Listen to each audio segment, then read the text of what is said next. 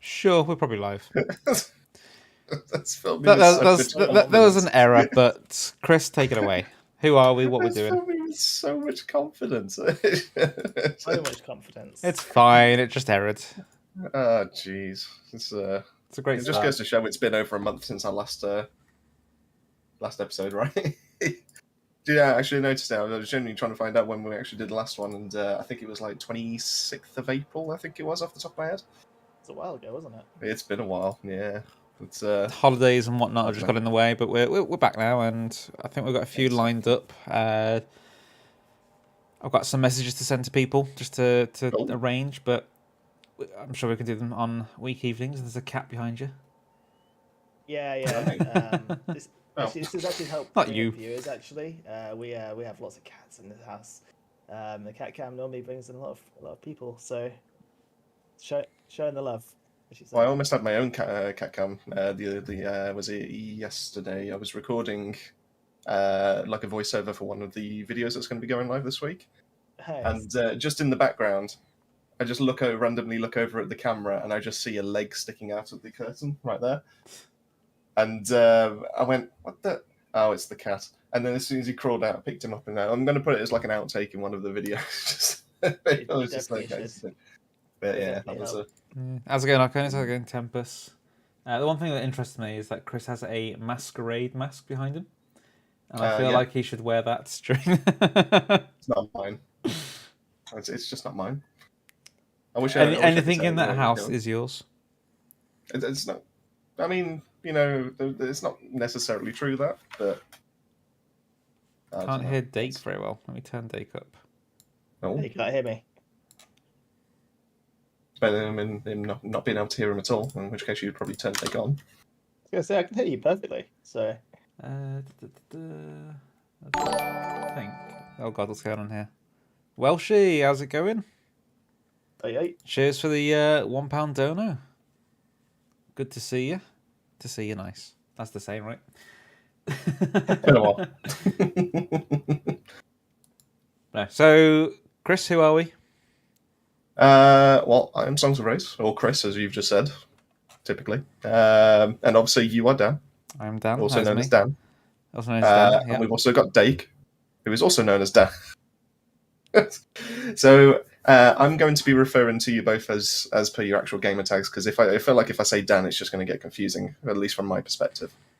But this is Outsiders. This is the Outriders themed podcast held by yours truly, or Dan truly, or I don't think that quite works. But this is our podcast. This is our way of being able to discuss everything that is all about Outriders, talking about what's current in the game and what the potential future is going to be as well. Because it seems a lot of people, especially recently anyway, are keen to know what's actually going to happen with Outriders, and especially now that it is 23 days away if you pre-order and 25 days away if you haven't pre-ordered. That's so soon. For the new DLC to drop. I know, right? Can't wait. 2 months. It used to be 2 months, and it's just come around so quickly. I mean, that holiday in between does do that for you. But yeah, Dake, take it away. Who are you? What do you do? Why are you here? Yeah, of course. So, firstly, my name's Dake, and also known as Dan. We also also known as. I was showing that 2 Dans better than 1 Chris. Only joking, Chris. I'll be ready. But yeah, basically, I'm a YouTube creator and also a Twitch streamer. We just do informative videos to help the community, builds, guides, all that sort of stuff. And pleasure to be here. Good times. Sorry, I am still just promoting and doing one last thing just over on Facebook, and then I will be 100% with you. But I have a mouthful of pudding. I tell you what, we'll open up. What we'll do is open up the questions. Fair enough. If there's anyone in the chat, thank you very much for taking the time out to be able to pop in, and feel free to ask some questions in there. We'll quite happily either get through to them, obviously during the podcast or near the end. So if you have any kind of burning questions, feel free to pop those in right there at the moment in time. But just while I'm finishing off, just while I'm using this last 60 seconds just to be able to actually finish off the last promotion post. Dake, how are you? Have you delved too much into? Obviously, there is the second beta that's currently going on. Have you actually gone back to original vanilla Outriders. And you know, have you spent a little bit more time in that? You know, have you done any kind of like streaming on the side of things or anything like that? Is there anything that's kind of like taking your fancy in your spare time? Just for the time being, just before WorldSlayer actually does properly drop. Yeah, I mean, obviously, with having all the access to the beta and obviously be able to play WorldSlayer, my time has really been preoccupied testing it, making sure that the game is in the right space, really, because obviously we want to make sure that the game has, well, no bugs at all, ideally, so that way everyone can enjoy it properly and not have any sort of implications from it. Some bugs are fun though. Let's be honest. Minigun. Yeah, absolutely. But as far as going back to sort of vanilla Destiny, Destiny, wow, Destiny, hold on. Right, ending the stream there. Ending the stream there. Sorry. Outriders. Yeah. So basically, I haven't played Destiny in a while, to be honest. I don't know why I said that, but yeah, vanilla Outriders. I do it from time to time. Stream with some friends, and we try and help the community out with carries and stuff like that, and also just kind of doing some content creation for. Helping people prepare for the new content when it comes out. But good times. Ideally, I'm kind of falling in love with WorldSlayer because if you compare the two, they're very, very different. And WorldSlayer is definitely something I've had a lot of fun with playing around with, experimenting, and there's a lot of good stuff coming. Now, obviously, we can't go too much into detail on that one because obviously the NDA does actually cover pretty much everyone that's included in the beta on that. But Dake is still quiet, just to let you know. But I'm not sure why it would be. Yeah, well, I can hear you fine. To be fair, let me turn you up a little bit. There you go. Turn you up a bit. Right. Bit higher than. Oh, apologies. Now you sound very loud for me, but. I put my mouth a little bit closer to the microphone, perhaps. Well, it can be as bad as the first time I streamed and Dan was over in Portugal, where I had to have my microphone over here. I had to lean over like this and turn it all the way up to full gain to be able to have people understand what I was saying. Yeah, I mean, if it makes any difference, I've got a cat on me right now as well, so that doesn't help. But yeah, as I was saying, guys, most of it's really just helping out the community, getting ready for WorldSlayer. You know, doing some streaming, carrying, making content around builds and stuff like that. So, yeah. and then obviously WorldSlayer is going to be a lot more in depth. There's a lot more stuff coming. Obviously, you can't go into too much detail. NDA.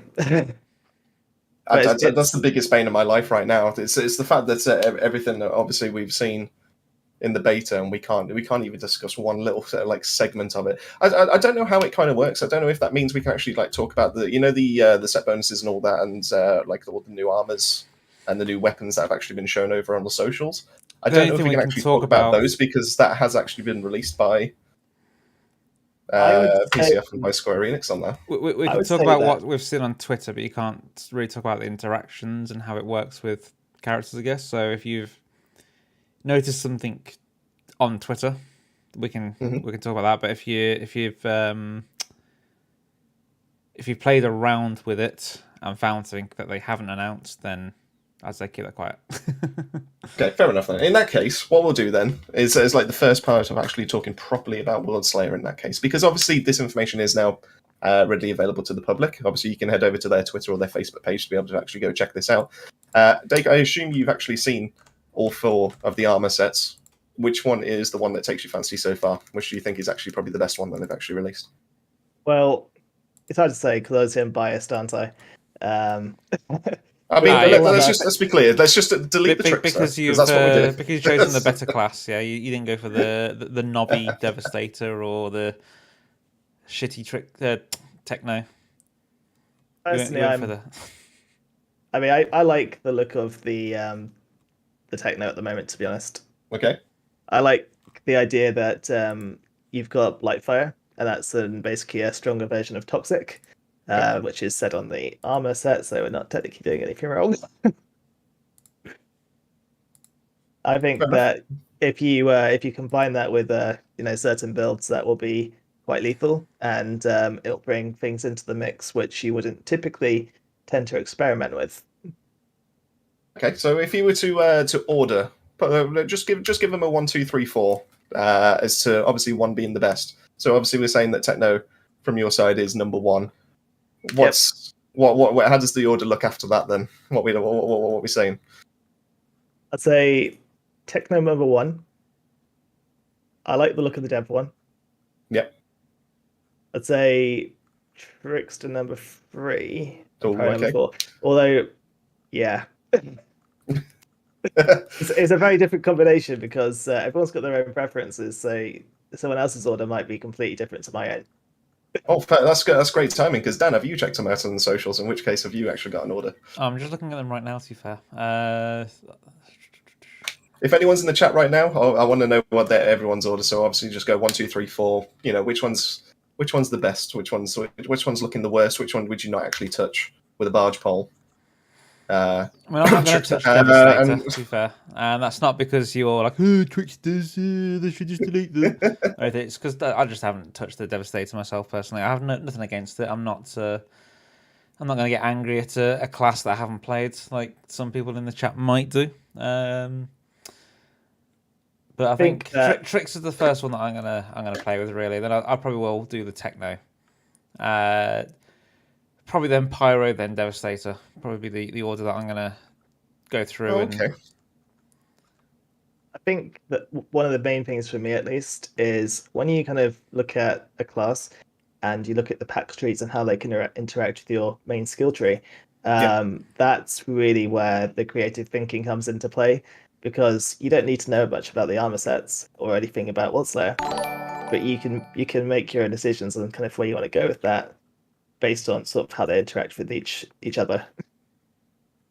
I think Kaysen is almost. I go back and forth on this one, but I think Kaysen pretty much has it for me there. So he's mentioned the Techno Dev Brick Pyro, and the only other way I would probably change that order is potentially putting Devastator first over Techno, and the only reason why is potentially for that set bonus, because only having Blightfire on something, whereas the Devastators really promotes a brand new way to be able to play, and actually goes full on into like a melee build kind of. You know, obviously there's people that have actually gone out there to be able to make melee builds and all that kind of thing, and they've done okay, but they're not like speedrunners or anything like that.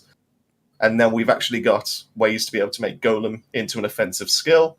We've got Reflect Bullets actually getting quite a massive buff from actually having 2 offensive mods. We've got something that would to be able to take more damage. We can actually reflect some of that back with obviously the 80% into our melee damage. We've got a clone to be able to summon. It just sounds, on paper, all of those sound way more fun than anything else that we've seen so far with any of the other classes. It sounds like they actually looked at Devastator and went, I want to make something fun out of this. Yeah, definitely. And the others are still competitive, don't get me wrong, but if something was to bring a smile to my face, it's that clone. You know what? When it comes to the Devastator, let's just put facts on the paper, right? Like, I'd say that PCF probably went away and looked at the stats.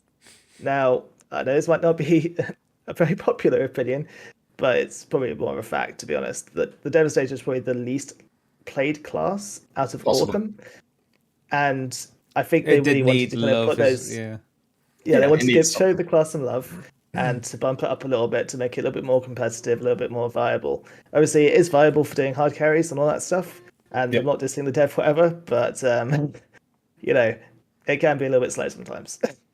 No, 100%. Yeah, definitely. Yeah, it is the slow and steady approach, isn't it, compared to the Technomancer's fast and dangerous in a way, and like obviously being really kind of like on the squishy side of things.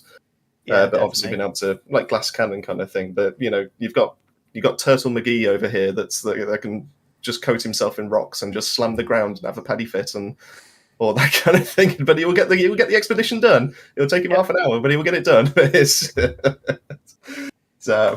No, I do think I think the set bonus is kind of more along the lines of fun rather than actually catering to all the DPS kind of what's the word? I don't want to say freaks. I don't want to say that. That's probably the wrong word. I mean, you just said it now, so I know, but it's not. I don't feel that's the right description. Like everyone's too focused into DPS, aren't they? Whereas everyone's thinking, oh, DPS this, that's the only way to be fun now. Whereas now they've actually gone, do you know what, we're just going to expand it so much more and just go, here you go, there's different ways to be able to play. And I think it might tease a few people into that kind of thing. I think you're right, to be honest. I think that firepower builds have been predominantly too focused. So, for example, you've got Trickster, you've got Technomancer. Now, obviously, Pyromancer and Devastator are typically AP classes because that's typically how they best run. But I think they really want to show a little bit more anomaly love. I mean, just going to one of the comments in the chat that Stefan made, or Steph Key, he probably prefers, that the Shield Beast mod looks quite interesting. So the set bonus, where you get 1% AP bonus, obviously for each percentage of your shield. Obviously, imagine if you have 100%, that's 100% extra damage. It's good, but it makes me wonder how you're actually going to be able to keep that up, though.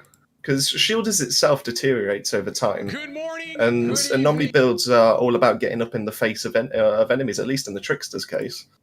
Yep. So how are you expected to be able to keep that boost for so long? You're never going to be able to really see the benefit from 100% anomaly power when it comes to that. I don't know, because I think you can generate shields, obviously, with your Hunt the Prey. That's one way of doing it. Okay. There's a number of ways to generate shield. And if you can continue to keep that shield up, then you'll be fine.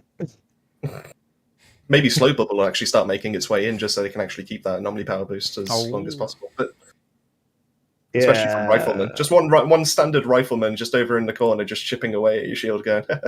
That'd just be the game trolling us, wouldn't it? Exactly.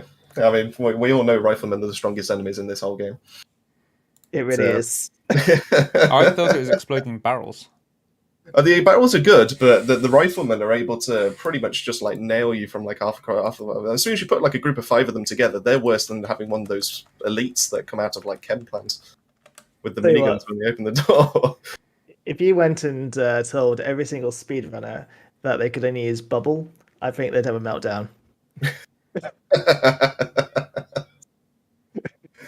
Oh, jeez, I can see it now. Just all the world records changing. It'd be funny as hell. On it now. Play-Doh is going to lose his like top spot on Trickster or something like that. Like, no, the barrel didn't explode. All right, let's have a quick look through the chat because I did ask for people to be able to drop some questions over there, and we want to make sure that we are paying attention to people. So, obviously, we've got some people saying, hey, which is great. We've got Soldier Boy saying, could you ask the devs to let us change the colour of each part of each piece of gear in the Transmog? Then it will be perfect. I have seen this question. Yeah, I have seen this before. I think a few people love the idea of the Transmog as it currently stands, but they just want something to be able to do, like you've mentioned already, Destiny. It's a bit too late for us to kind of call that a taboo now, but just having shaders or something like that would be kind of on the fun side. One of the games I used to play, like my OG game, basically, I played it for 17 years. They had the same sort of thing where you had shaders sort of, but it's just changing the color of your armor.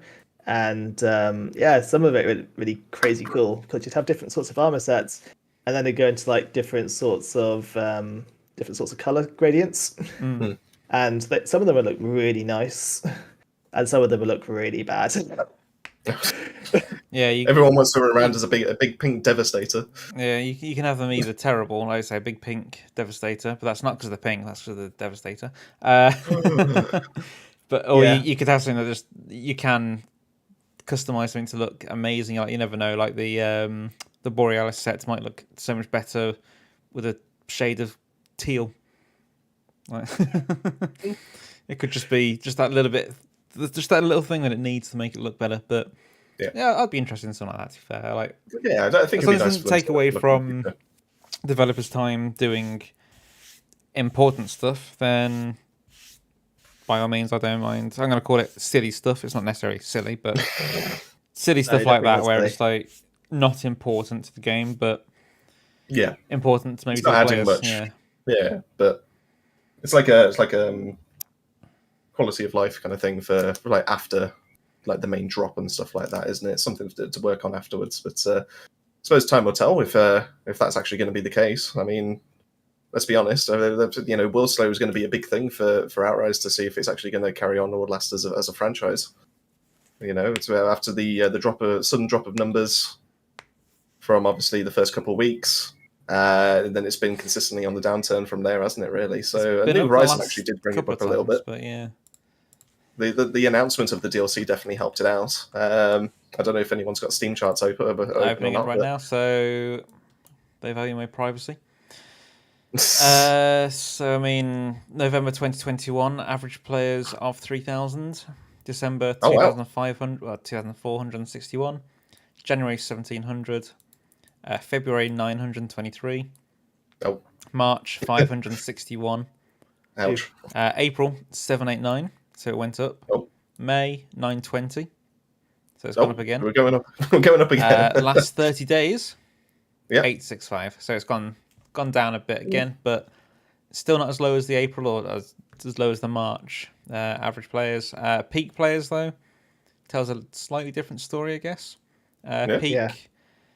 So starting from December, going upwards, we've got 6,000, 4,000, 2,000, 1,000. Then up to April, we go back up to 2,400.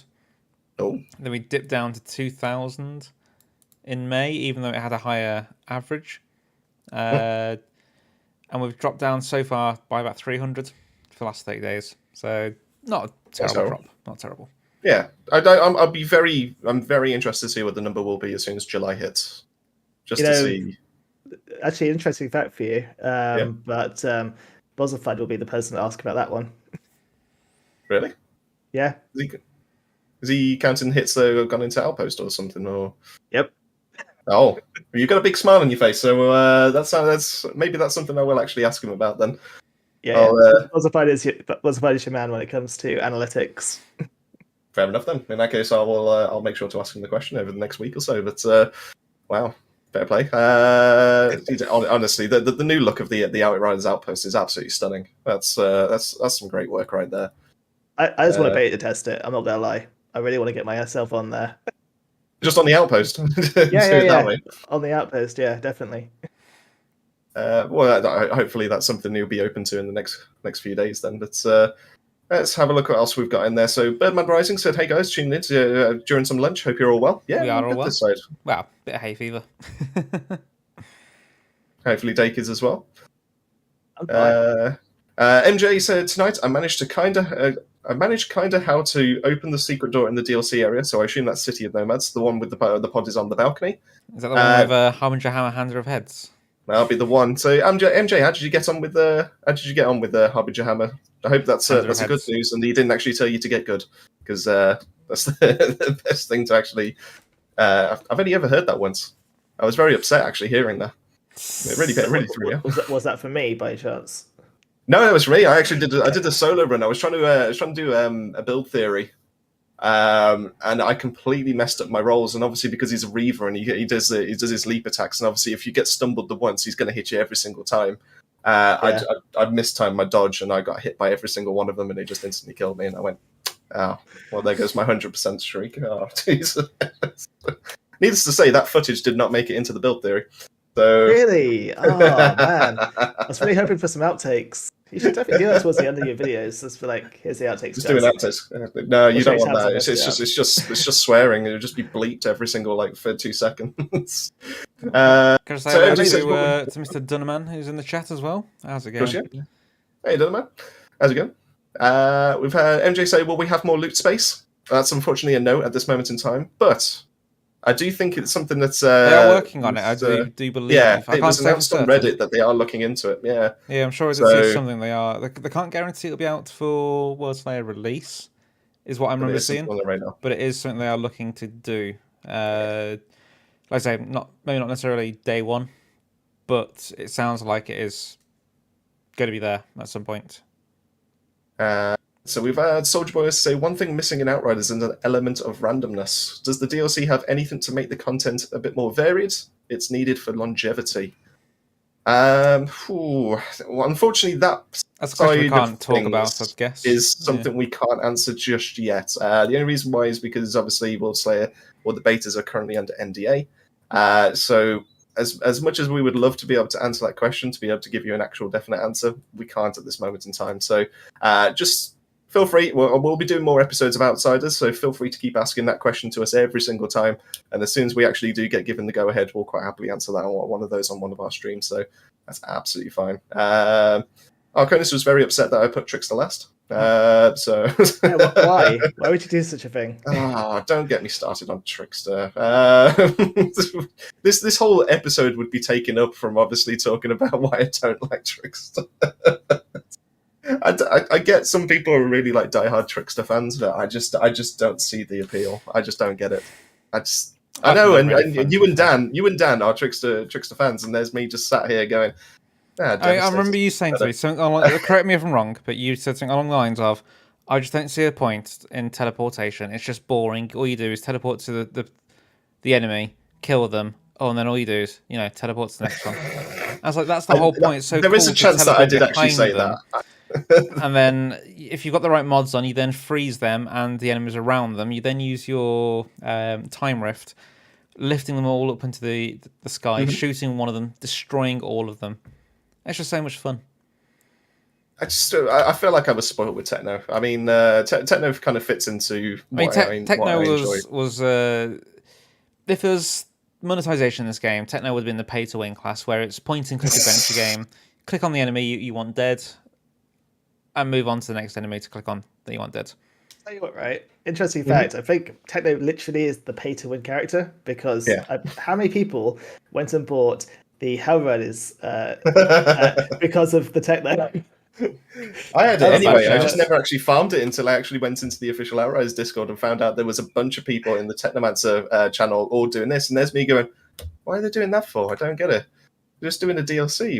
That doesn't make any sense." And then I found out it was actually farm bot, but unfortunately, I found out a bit too late, and then it got patched, and I wasn't able to get a 95.5k one like some people got. That was But yeah, I suppose you're right. I mean, what else has actually been used out of that pack? Can anyone actually legitimately tell me that they've taken something else out of that pack, leveled it all the way up to level 50, and still use it to this day? Yes. Oh, okay. What do you use? The automatic shotgun. Okay. What, you can get over the Death Shield?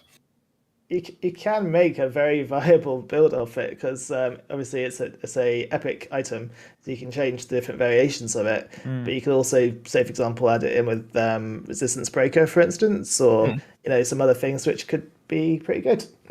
Okay, fair enough then. Do you know what? I stand corrected. I'm happy to be proven wrong on that one. I got a question. I like Chris's answer on this one. So Jason asks, "Do you think WorldSlayer is the first of multiple DLCs, or will it be a setup for a sequel?" Hypothetical answers are fine, of course. Hashtag Trickster for life.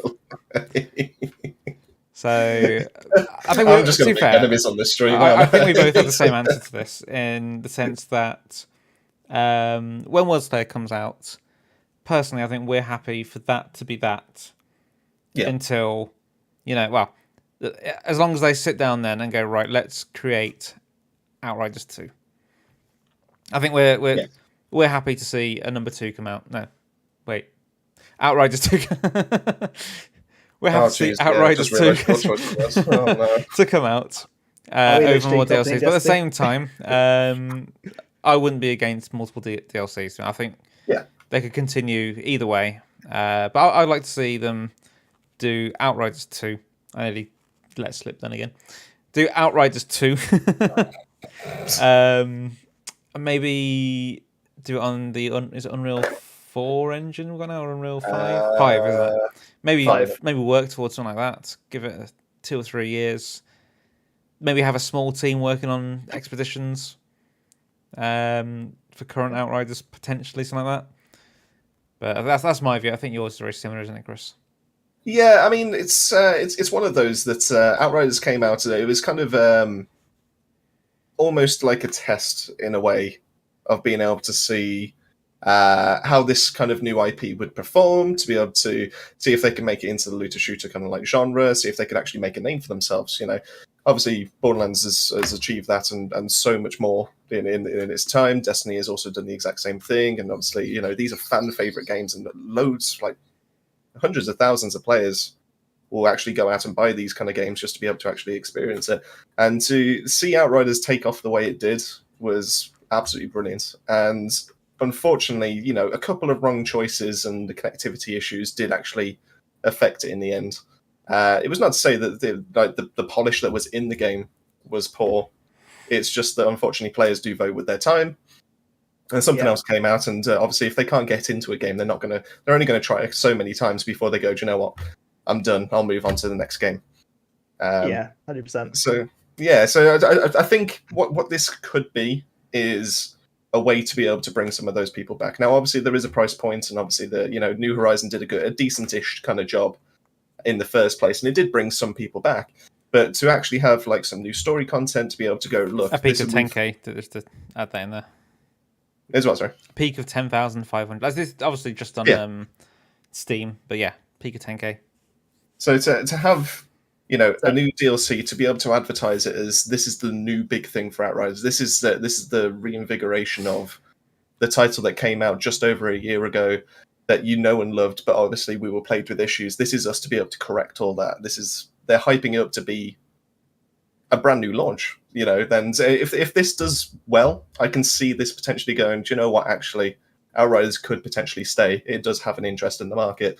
Let's get to work on the next one. And I'd be absolutely fine with that, because there is, while it is a limited endgame, that was the initial design of Outriders. You're never going to really be able to get around that unless you actually turn it into a games as a service, which they're not planning to do. That's not in their intentions. So, release the DLC, get some interest back into it, get some, more of the player base back into it that, left that year ago, and then actually get to work with a brand new one and actually go, right, where did we go wrong?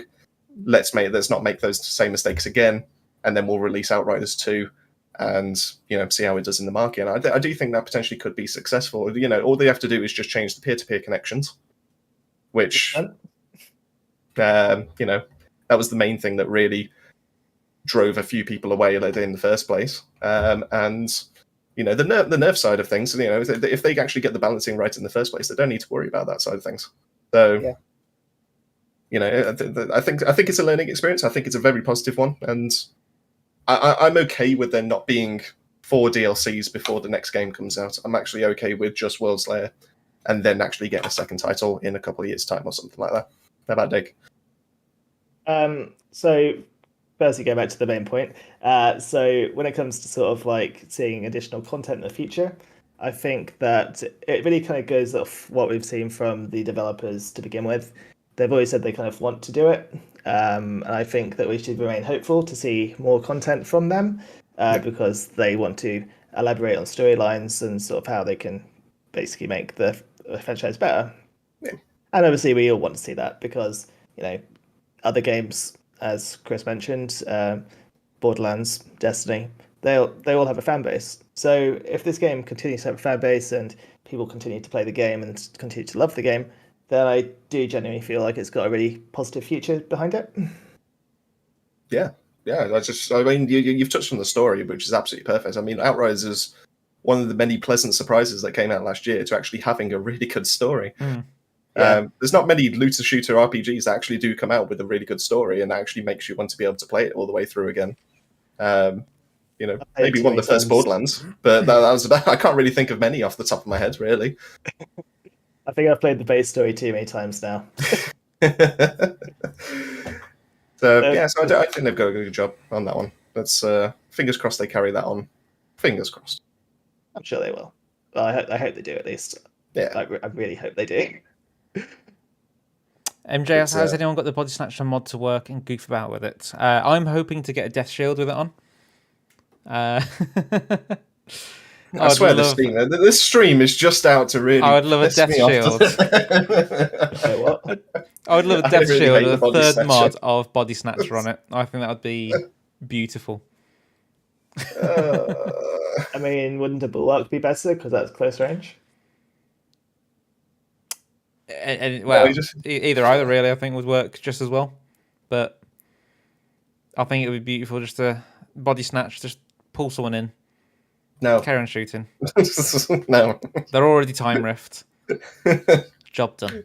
It's too unpredictable. I don't like it. It pulls in behemoths when you're not expecting a behemoth. I don't like it.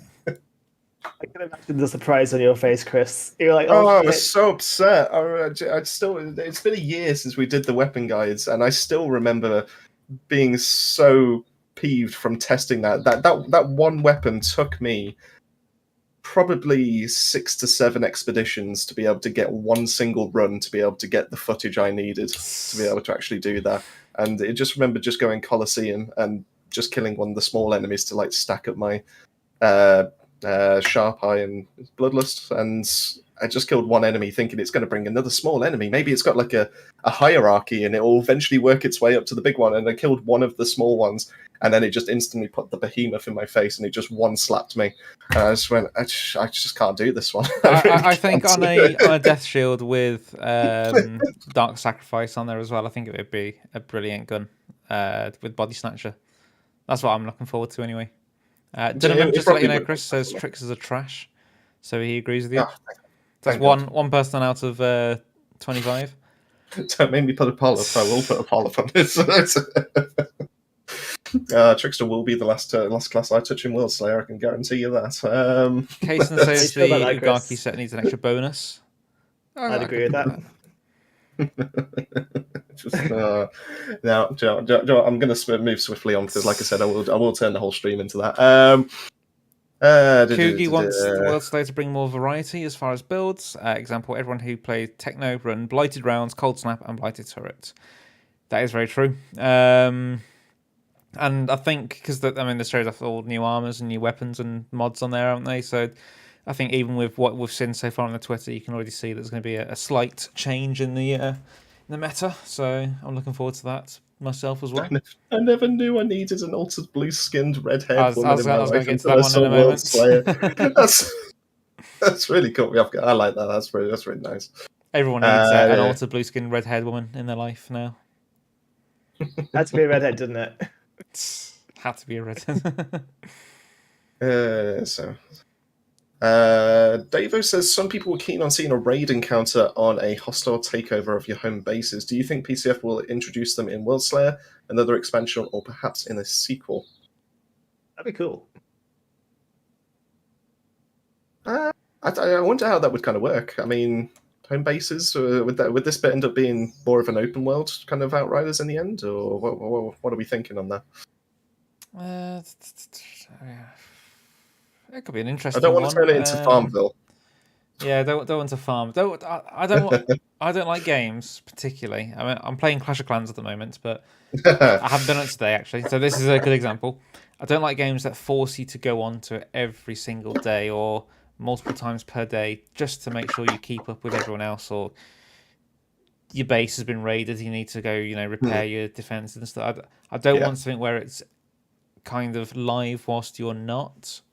If it's whilst you're playing, you can get raided and stuff like that. I'll be perfectly fine with a feature like that in an Outriders 2. Yeah, it's not a terrible shout, I suppose. I don't know if that necessarily fits into the looter shooter genre, though. That's the only. Would it detract from the main thing it's trying to do? But I don't know. Maybe that's.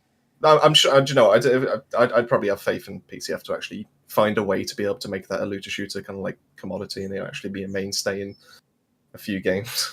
Let's have a look what else we got. So I think we've only got like 2 or 3 things left until we actually carry on. Yaga came back a 4th time as a woman to lull us with his charms. Jason's looking forward to replaying the entire story on the highest level from beginning to end. Reminds him of the Borderlands Ultimate WorldSlayer modes. That's quite, that's a good shout. You'll have missed as well. So Fifth Freak says on Twitch, it will be a challenge to get everything in sync, though, with the third mod attributes, etc. Like the builds we have now, where everything is up to par. I fully agree. It's going to be a big grind, isn't it, to find that perfect piece again. Perfect armor piece, especially, but weapons as well. Another one from Twitch as well. Paul Oaktree says, "Good evening, people." So good evening to you, Paul. Good evening. Good evening.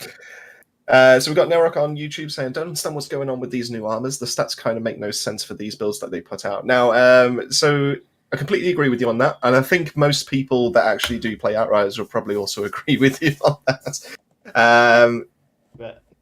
it's trying to find the words to be able to describe this one. So when it comes to Outriders, developers, when they took away the timers, didn't want the builds to be pure DPS focused. They wanted it to be something that you could put together, you can enjoy, take your time, and still be able to slay out, but not in lightning fast speeds. So the builds that you're seeing are there to be able to show off the brand new stuff, but at the same time, they're also trying to put something together that still works, but isn't the most optimal build that's currently out there. So, don't want to hold your hand, do they? So exactly. So, right for the techno that came out, they're not looking for an infinite Blighted Rounds build. They're there to be able to show off the new mods, which gave us Blightfire. They were there trying to show off the new Blighted Turret. I'm trying to remember the mods off the top of my head here. The Blighted Turret that's got anomaly beams that shoot out. It's got new mods for the Blighted Rounds itself. It's got the new mods for Fixing Wave. To be able to give unlimited ammo, to be able to inflict toxic, to be able to deal damage through the use of Fixing Wave, etc., etc. So they're not. Do not take those builds and actually use those, because you will have possibly a miserable time. But you know, it's there to be able to showcase some of the new stuff that's actually there to be able to come out. So. Along with all the new set bonuses. I don't know if anyone wants to argue with me on that when I say don't ever use those builds that they ever put out on the socials. I mean, there could be a fairly decent starter, like you say, but I wouldn't rely on them. That's probably what I'd say. I think the general feedback has been not that positive from their builds. I've never used one myself, to be honest. But maybe I should try that sometime.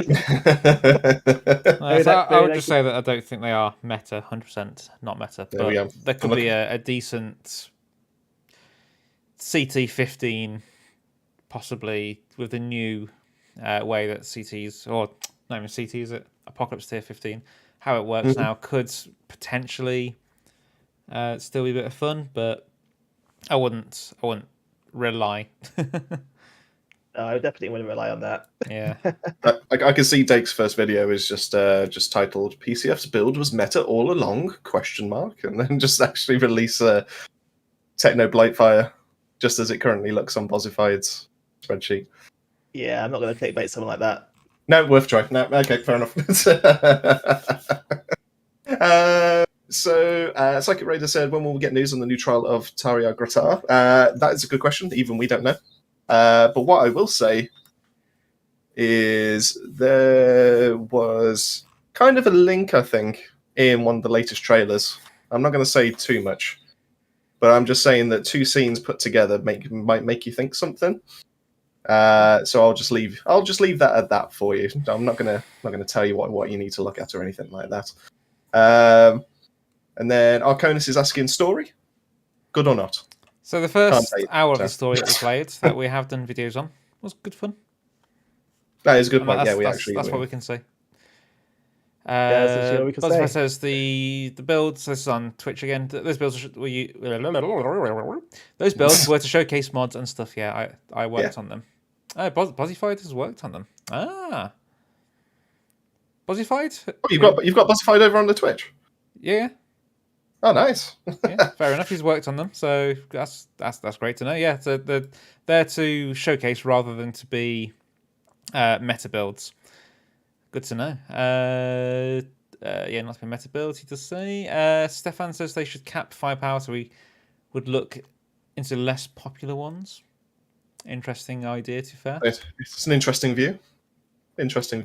I think the melee build for Dev might have something going for it. That's over on Twitch as well from Motivator. Well, if there is something, I will find it, and I will make sure that it is a good build. Told you that, Chris. I'm 100%. I mean, if I set myself out the one time to try and make a cannonball build, I can pretty much make a build out of anything. Let's be honest. So I will make sure there is a way to be able to make sure melee is actually viable. I remember you like DMing me like I did it finally. I did a run of the CT15. There's a cannonball gear. CT15 gold with a cannonball. It was what? the only viable thing was minigun. Anyway, right. So let's. So obviously we prepared some questions, and it's already been 45 minutes in, and we haven't actually gone through any of those with you, Dake. So and I'll just quickly go through the Twitch ones just quickly again. So we've got. Damn it. We're getting a few on Twitch, so we've got to get because you don't spot them. To be fair, That's fair. The Woody Show does the shifty eye look. Paul Oaktree says, so will we have once again builds that are fun on paper but completely garbage in game? Bozzified says, not really. Builds and fun factor is on a whole new level. Fifth Freaky says, agree with no timers. No need to be super fast. It's more like to try and enjoy the game a little more, kinda. Yeah. With the show, ask Dake, is Man City the best team in the world? Well, clearly the answer is yes. Clearly the answer is no, but they can't even win Champions League. Neither could Liverpool. They've won 6 of them. Oh, we're talking about in history. Oh, sorry, right. Not for the one that you were in the final. No. Hey, hold on a second. This isn't Football Outsiders podcast. This is Outriders. Paul Oaktree says, obviously, Liverpool. Oh, jeez. We're getting into a different kind of politics. And also, the new Pyro set is a melee set that looks great, but then stats are firepower. I guess that will be fun for a hybrid field, but what's the point of making a legendary set based on melee? But then the melee isn't that great because we don't have anomaly power. Well, I will say, we actually have a video discussing about the set bonus coming out tomorrow. But my interesting take on that is the fact that the melee is there to be able to complement everything else that you're doing. And the reason why I noticed that is because you still carry on your sprint while you actually use your melee. So all the other melees, they stop you and they keep you in an animation, whereas this one actually fires out your hand and you can still move freely because it tracks. I so it's really there to want to test get... melee builds. I'm not gonna lie. I think one of the things I'm going to do is I'm just going to take some time and just test some melee builds out and see what's viable and what's not. I mean, might as well. Yeah, definitely. Right, so let's have a quick look into this. So I know there was one that was burning a hole when we were talking about it over on the DMs, which was about the mods. So if you could design a mod then, Dake, for WorldSlayer, weapon or armor, go on now. What would it be? What would be your king mod that you can make? Or which class would it be first? It wouldn't be a... It doesn't have to be class specific, don't forget. Class specific mod. Okay, so it's a universal one. Cool. Okay. Because obviously we've got all these classes, and I'm not going to be biased against any particular class. Fair enough. But no. So I think, obviously, going back to what we were just discussing a minute ago, melee builds, it's something which I am really genuinely interested in. However, I feel that at the moment it kind of puts you in a bit of a bad space. So if you try to sort of like go and kill something, if you don't kill that enemy, then obviously you don't really gain any health back. So you need to get some sort of health regeneration mod upon hit to make a melee build more viable, in my opinion, or something to increase your armor, something that would just generally help you out a little bit more, and reinforce it. Fair enough. Okay, it's not a terrible shout. Dan, have you had a think yourself, or? So I was thinking through it, and I was like, in my head, I was like, oh, that'd be great. Some sort of skill that you can stun enemies. Actually, there are quite a few of those already. You obviously got the freeze and the time rift and Ash and whatnot. So that's already in there. So I was struggling to try and think of something really, but I think maybe there could be something that I do feel like healing can be difficult with some classes, and if we can get some sort of more of a leeching kind of mod, so you can sort of shoot an enemy once, say it puts the leeching effect on them. Any damage that say your teammates do then heals you, so you could sort of leech off your teammates in that way to get them to help heal you, as well as you doing your healing through obviously pyro through killing marked enemies, Devastator up close, Trickster, Techno even just by being on the map because they're God's gift. Fair enough.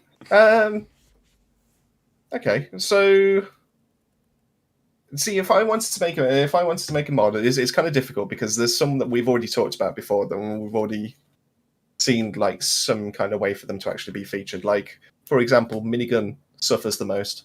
Would be nice to be able to get a weapon mod that goes on it, but obviously we found the way to be able to get around that, to be able to actually put weapon mods onto the minigun. So that doesn't kind of work. Melee could have done with a bit of love, but now with the concussionist set, which I do like the idea of, to be able to empower how much melee damage you can actually do by actually taking damage, that kind of nullifies that out for me. And the fact that I've always wanted Fixing Wave to be more than what it currently is, and we've now seen all these mods and given us like infinite ammo, and it can now actually be used as a viable offensive skill now. That takes that option off the table for me as well. So I'm kind of stuck here. Like all my main ways that I wanted to be able to make a build better have now actually been taken off the table for me. Let's have a think. What skills? Oh, make something for Boulder Dash. Oh, actually, Motivator's actually come up with a really good one, which is minigun move speed. That would have been nice. That would be nice.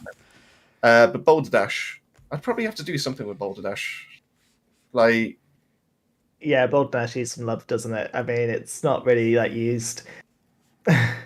It's similar in a way that to like Reflect Bullets for how, like with the Paladin node gives you anomaly power, whereas Boulder Dash is primarily used to be able to stack up your armor or death-proof builds. So I wonder if there's a way to be able to change that to be able to make it into more of a viable kind of like strategy, like something that like widens how big the hitbox is. Or since we've now seen like a clone that gets summoned with Golem, and you do get encased in stone through Boulder Dash, can you summon two other people right next to you to be able to widen the reach of what Boulder Dash can actually hit at the time, or something like that? Yeah. Maybe. Maybe. I might have to think about that one. I might jot some ideas down in our official in our Discord. So if anyone wants to know a few things, then they can head over there, and maybe I'll pop a few suggestions over in there. So let's have a look at some of these other questions that we've got in here. I've sent you something through from Bozzified. It's dropped a message on Twitch, so I just popped it in our chat just so you can have a quick read of that. Just saves me reading it all out all at once. Paul asks, anyone of you played Pyro in the beta or know how the torture set will change? You can save this question for later if it fits any subject you want to talk later. I mean, can I say that I played Pyro in the beta? Don't know. Why not? I mean, it's I not can't talk really about a secret that the class exists. I mean, it's I can't talk about, I guess, what I did in the beta. What I can talk about is when we spoke to the developers before the beta was even announced. They did mention the torture set is getting some changes, and that is to do with area of effect damage. But that's all that we got out of them for that one. So, unfortunately, that's all we know or all we can say at the moment. But I'm sure soon it'll be told. Fair enough then. We've had DJ pop in the chat, so as always, we like to say hi to DJ. Hey, DJ. Yeah, how's it going, DJ? Absolutely. Steph Key has a really good idea for Cyclone Size, which I think is that the one that's you just keep rotating round and round and round. Is it that one? Cyclone, is the spin to win. Spin to win. So turns double speed and damage as a result. From what I understand, that skill could do with some love, especially in the damage department. I mean, I'm not. In case you didn't know, I'm not a trickster main, so I'm not going to answer that one to be able to know that I know what I'm talking about. I mean, I can say that needs some love. I don't touch that skill. The only time I touched that skill was to get the accolades, and that was it. Oh, and also to test it out initially, but it wasn't that good in my opinion. No. Area effect denial skill from a mod, mod / skill. That sounds really interesting. Actually, like the lasers. That's from Motivator. Soldier Boy says hold down melee for increased damage. I like that very much as well. So like charging up your punch. Any comment on the amount of content versus the price of the DLC? Well, I've still got my thing open here. Where is it? I was going to say you had some notes when we spoke to him for the Q&A session, didn't you? So I think that's fair game. I got the notes open. I can't even see where I've put it now, but I think it was between, depending if you want to rush it, that'll obviously be a lot quicker. But the story itself should take you between 4 to 10 hours per character playing through it. If you're going as hard as possible as well, and not just going for Apocalypse Tier 1. But I believe they said Endgame as a whole should give you around 100 plus. No, is that right? 100 plus. Would sound about right. 100 plus hours, I think it was. Right. I want to say easily. I want to say 200. Oh, yeah, 100 plus hours of Endgame. I think you're thinking 200 essential levels. Yeah. 100 plus hours of Endgame because there are 200 essential points to gain. So it'd take you around about 100 hours to get those. But then obviously you've got to min-max your builds, haven't you, as well? So whether you do that before then, who knows? Yeah. Also, though, is in the beta, I don't know about you, Dake, but I've probably got close to triple digits in terms of the beta so far. I'm far into the triple digits. I mean, how many hours have we had statistically overall so far? I swear I've put in over 100 easily. I can see this potentially making. I mean, I've got close to 500 in vanilla Outriders. I could see this potentially. Yeah, I could see this potentially bumping it to even rival that of my playtime in Rocket League potentially, and that's over 2,000. I think the real thing that you have to kind of ask yourself is, as long as you're playing the game, obviously everything is RNG focused. You can't just go glitch a vendor for a third randomly mod. So you're going to have to be relying on all the attributes and the right mods to chop. Relying on your playtime and a bit of luck rather than, let's just spend an hour re-rolling. Even more so now that we don't actually have a trading system. To be able to actually go, oh, well, I actually want this piece. I need this to be able to finish my build. And someone might get that drop, but it don't mean squat because you ain't getting it. I know that you're going to get you are going to get the first death shield with Body Snatcher on it. I guarantee it. I'm saying it right now. You're going to get that. And I want it. I think it could be terrible. I think it could be amazing, but I will test it for you. Just if I do get that, I will gladly boot up a trickster to test that out. Actually, Chris, just to kind of go to what Paul's saying in the Twitch chat, what trading system? There was no trading system. No, I probably used the wrong choice of words there.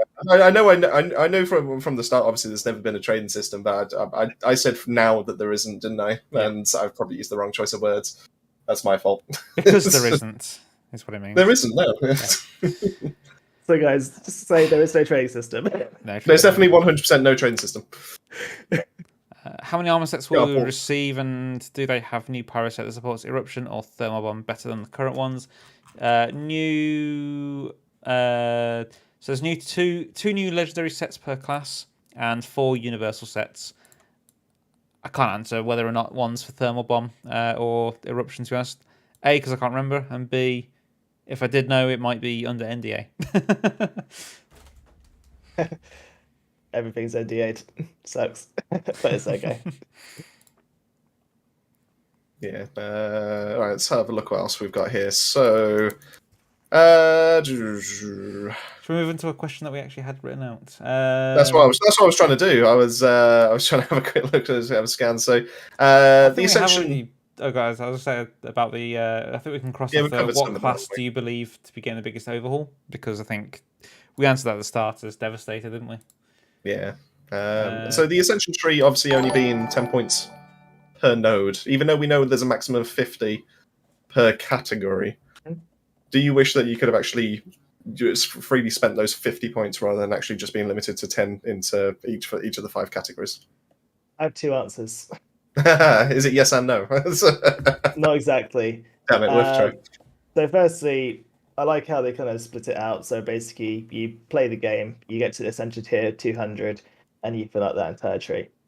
Now, while I wish that you would be able to boost those slightly, to obviously things that you'd focus more on, My main concern would be around the dark side of the game, I suppose, where you have people modifying the game, and if that was something which people could do, and they basically say, "I'll have 50 points for each one," then that would just completely break the game. So I think the way they have done it is the best way. That's a fair point. I suppose there is a. I do wonder though if they could, sometimes. if they were planning on doing that with unlimited, they might still be able to do it anyway. I hope not. With mods, to be fair. So I really hope not. yeah, I can see it now. I can see the streams right now. Max skill tree, full skill tree, all that kind of thing. Just take it from there. Infinite points. Yeah, use it at your own risk, sort of thing. If you break your game, it's on you, sort of thing. Oh, 100%. Especially if you get caught with it. You know, just don't come crying to PCF. Don't go crying to Square Enix or Ambassadors, or in the official Outriders Discord. You probably get laughed out of there as well. So yeah. Motivator says he'd like to see your points cross over to all your characters, so there will be benefit from leveling all of the classes. I think they kind of wanted you to not benefit from one class leveling in a way. I can see why. I guess it does give longevity to each of the classes, because you will just play. Chris might even play the Trickster longer than the 4 hours that he's already played it, just so that he can get it to max. You never know. I do want to kind of take your attention to, though, is like if you look at the posts that they put up in Twitter, obviously when you get to level 40 tier Apocalypse, you're sort of around that sort of 148 to 150 mark. So it's not, obviously, if you're going to get your character to level 40, you're probably going to hit that sort of mark around that sort of time. So it's not too much of a grind after that, because you're still going to be grinding for your min-maxed gear. So you probably won't notice the difference too much. Obviously, initially it'll help you with your gameplay, but in the long term, it's not going to make too much of a difference. See the points being across all classes being. So there is two ways to go about that. You've got like Borderlands, which ends up being like an unlimited, like endless grind, which normally can take really long, like a long time to be able to get 0.1% into a certain stat.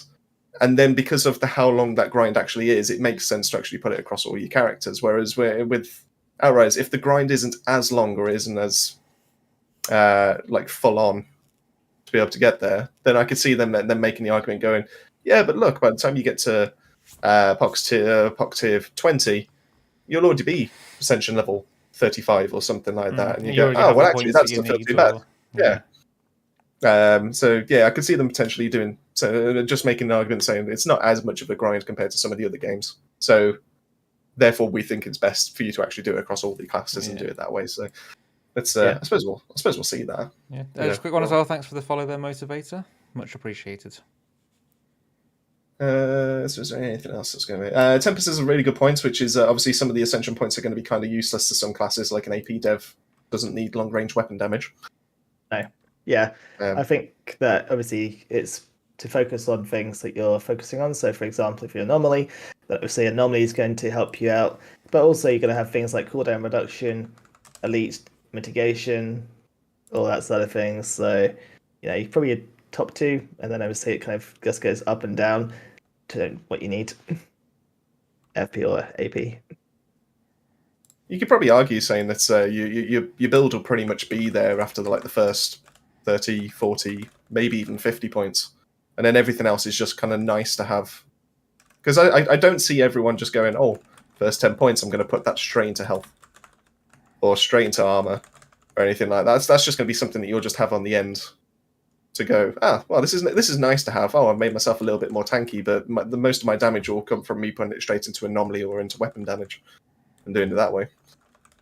Yeah, I think that max health is probably one of the last things on my list normally. Yeah. But I think that the important thing to remember is that how Outriders plays is if you're dealing damage, then you're kind of healing yourself. So focus on doing damage because it's more effective. That's a fair point. Chris, get the bottle out. Hit the ball. Okay. Hit the ball. I saw it shots. coming. I don't know if you have a bottle of alcohol next to you, Dake. I just have a bottle. Yeah, I just chug from the bottle. Yeah, that's what we're doing. We're chugging from the bottle. So cheers for that, Tempest. I remember this from last time when you had full measure on. Oh, Jesus. Oh, I was a bit tipsy. That was a lot of alcohol.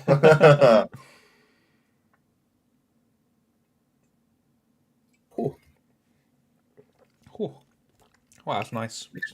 Makes me The shake first every one's time, always the but it's not nicest. Terry has a very good point, though. Is it possible to get 3 tier 3 mods on Apocalypse gear? Go on, who wants to answer? Yes. Okay, great. Yeah,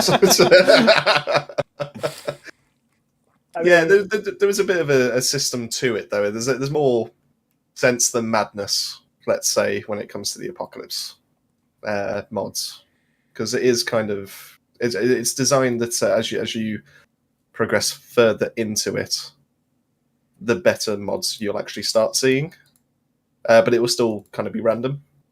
But as to what's actually limited, what's actually taken out of the pool or anything like that, we know that some things have been taken out, but we don't know what the extent of that is. So, well, maybe one day we'll actually find out from them, and hopefully we'll be able to actually cover that. I think the key thing to remember is that you don't typically make a build just based off tier 3 mods. There's always going to be tier 2 mods that are going to, or tier 1 mods that kind of factor into that build. So for like Blighted Rounds, for instance, you're probably going to want to have Toltec Lead or Trick Up the Sleeve, for instance. There isn't a tier 3 mod which kind of does that for you. So there'll always be a bit of a variation when it comes to that side of things. Cheers, DJ. Yeah. Oh, we're doing another one, are we? Doing another one. Yeah.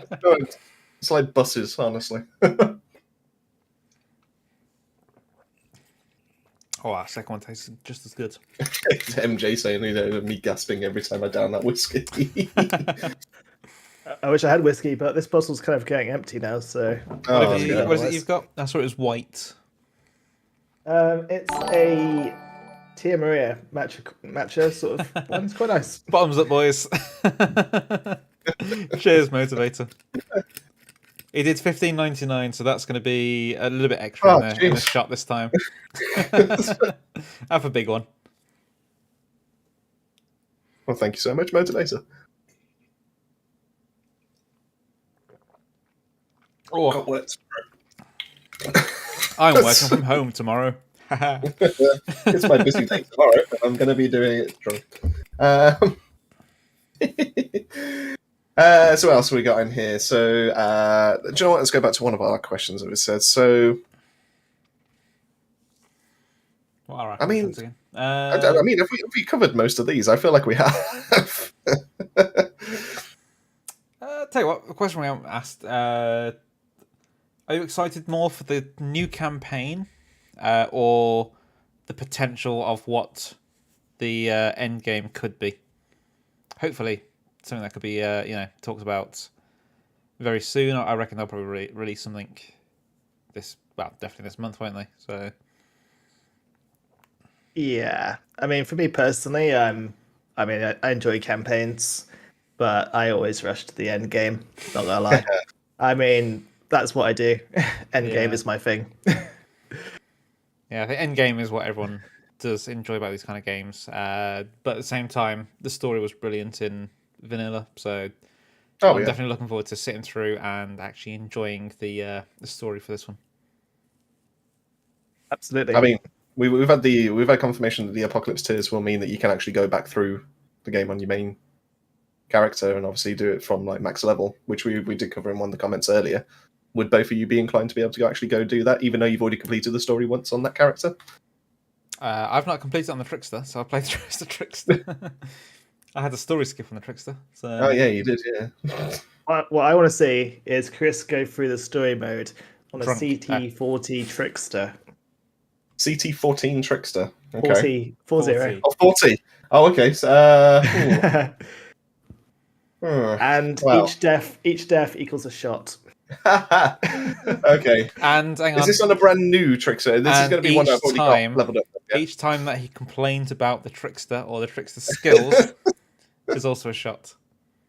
All right, since we've discovered that my internet can handle streams, maybe I'll turn that into a stream and do a stream series on me. There's people that play Elden Ring, right, and stream that, and obviously, they're masochists and just plan on dying all the time, and they go, "Oh, I'm having so much fun." I'm sure I can manage the same on the Trickster, right? Of course you can, mate. Of course you can. Paul asks, are the legendary drops in the campaign decent if we played them on higher tiers? So I believe the Apocalypse system is going to do something stupid. So what were we on with CT15? Was it plus 1,000% drop rate on legendaries, or 300%, or it's something that you think was pretty decent, but I think the drop rate is going to be again even more ridiculous at Apocalypse, tier 40. So I think it will be really good drop rates on legendaries there. So I think it will be worth playing it through. Have they not shown the percentages yet? I can't remember, to be honest, but I think they've shown some, I think, but nothing massively high up. But I think I do remember those low ones were still pretty decent drop rates. So I think they are going to skyrocket. And they did say to us in the chat we had with them that it will be worth playing through the story again at the higher tiers, because you will get lots of drops through it. Whether it would be the most efficient, probably not, but still worth it if you want to do the story plus get the loot drops as well. Yeah, they did confirm that that campaign farming is going to be a thing. I think that was the wording that they actually used when we were in the Q&A. So whether that actually means bossing, campaign farming, that sounds fun. Whether, and this will be the real kicker, or whether chest farming will be a thing again. Ew. Because obviously that got nerfed, didn't it? So they made sure that you can never get a legendary out of some of the chests when you used to be able to boot up to a certain story point and actually work your way back. Yeah. So whether that's coming back, and you have a small chance to be able to get a legendary then, it's yet to be seen. But it's a possibility. How do we feel about sharing shards and titanium across characters rather than transferring through your limited stash? I quite like the drop pods being separate in a way, because you can just spend 1 million of them at one time and go to another character and spend another 1 million. Or 999,999 as it is. But at the same time, I wouldn't be against it, because then you could just play through on your Trickster and then go, actually, I want to try and get some Devastator armor. I'm kind of at a point where, if the way I play at least is I collect a number of shards on one character, and then if I have any alt characters, I pick all that stuff over to my main character, level it to the appropriate level, max out the attributes, and then just transfer it back over. Yeah, send it right back. Having shards that are transferable across many characters would just be amazing. It would make things simpler. Yeah, 100%. It would mean that I didn't have to load out of the game 2 or 3 times, which would be really great. Dave Oap, could you ask the question again about the taunt debuff for Devastator? I'd love to see a taunt on Devastator, to be fair. I think it would make there be more of a class system in terms of Devastator tank, Trickster, Firepower, Techno, almost kind of like a support, and then debuff Pyro. But at the moment, there's nothing really like that, is there? But I'd love to see a taunt on there to try and pull the aggro away from your teammates. So you already have something like that already, which is the Endless Mass. I know it's not exactly how you'd want it to be, but yeah, it's rather than getting them to attack you, it more just pulls them in, doesn't it? Pulls them away. Yeah. But you could say that the Trickster has the same thing, really, with the Time Rift. Yeah, exactly. Oh, we're still talking about Trickster. Yeah. Oof. Hey. Nice. We're still talking about Devastator, so I didn't realise we were talking about the 4th light class in the whole game. Devastator. Wait, what? It applies both ways, doesn't it, I suppose? MJ has just found a 30-year-old bottle of whiskey. That is going to be worth a fair amount, so I wouldn't drink that all at once. Too late. He's already said here. Okay, here it goes. I opened it. Nope. Opening it isn't a bad thing. Just don't down it all. Enjoy it. Savor it. Enjoy it. Enjoy. Rerollable legendary attributes, unfortunately for Steph Key, is, as far as we're aware, is not a thing. Yeah. I'd like the only rerollable but... thing you get is Apocalypse mod. That's the only thing to actually go out and farm now. Which technically does kind of cover that, doesn't it? I suppose, because now you actually have to find, if you want to use a legendary in your gear, you have to find one with a high stat, and now a correct mod that you're actually planning on using. Yeah. So makes the farming game a little bit more now. I would like to see rerollable attributes. Random attributes would be a really fun thing on the gear, but honestly, can you imagine that equally would be just like doubling the grind, wouldn't it? I'm kind of welcoming that. I think it's I know there's going to be a really annoying time where I go, I've finally got the set piece that I wanted that's actually going to finish off the build, and then it's going to come with, I don't know, something like 2 seconds. The cat is annoying me. It's going to come with something like damage absorber, and I'll be like, oh well, this is nice, but this doesn't really help me out. Like, it just comes with a little bit of extra armor and extra resistance, and I'm just there going, I mean, yeah, okay, I guess I can use this, but it's not what I'm looking for. Yep. And then, yeah.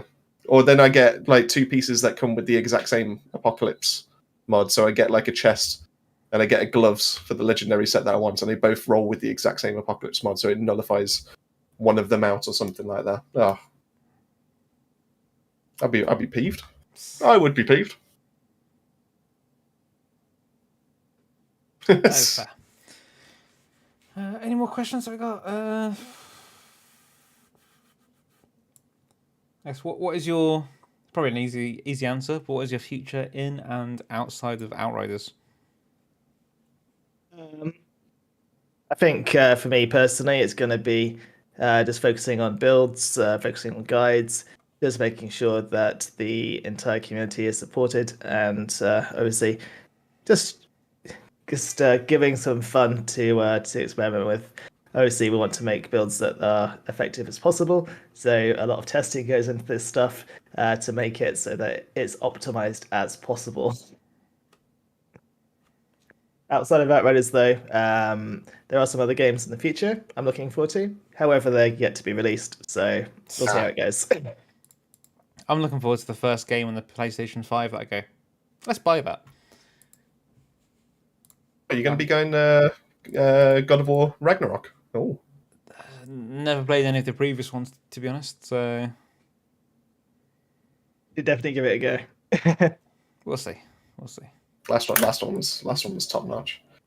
Fair enough then. I guess that's. I guess we can kind of wrap it up there. It looks like we've answered pretty much most of the questions that have actually been in the chat as well at the exact same time. So, unless there's anything else any of you two wish to add in. Oh, I think that's everything from me. God save the Queen.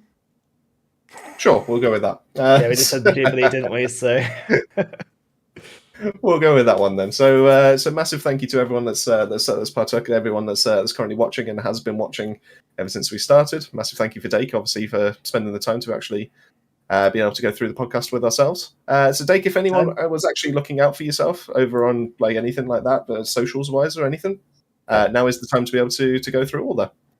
Yeah, definitely. So, firstly, I've got a YouTube channel which is Dake's Gaming. Hopefully Chris has linked it in the description so you can find me there. I'm also on Twitch as well. We do live streams.